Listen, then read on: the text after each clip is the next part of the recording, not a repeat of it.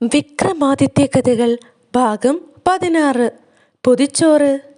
ഒരു ബ്രാഹ്മണനെക്കുറിച്ചായിരുന്നു വേതാളം അടുത്ത കഥ പറഞ്ഞത്. ബ്രാഹ്മണന്റെ സുന്ദരിയായ പത്നിയെ അവളുടെ സൗന്ദര്യത്തിൽ മതിമയങ്ങിയ ഒരു രാക്ഷസൻ മോഷ്ടിച്ചു കൊണ്ടുപോയി. പ്രിയതമയെ തിരക്കി പുറപ്പെട്ട ബ്രാഹ്മണന് അടുത്തുള്ള അഗ്രഹാരത്തിൽ നിന്ന് മൃഷ്ടാന്ന ഭോജനവും കൊണ്ടുപോകാൻ പൊതിച്ചോറും കിട്ടി.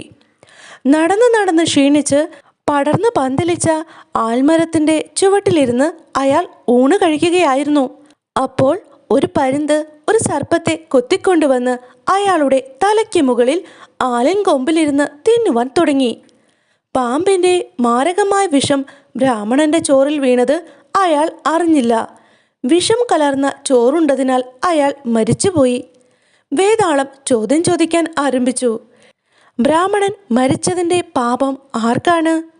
ബ്രാഹ്മണന് പൊതിച്ചോറ് കൊടുത്തവരും ഗരുഡനും പരമദ്രോഹം ചെയ്തിട്ടില്ല.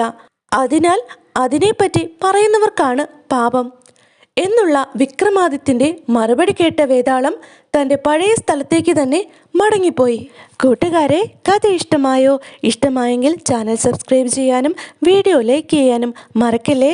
അടുത്ത കഥയുമായി അടുത്ത ദിവസം വരുന്നതുവരെ ബായ്.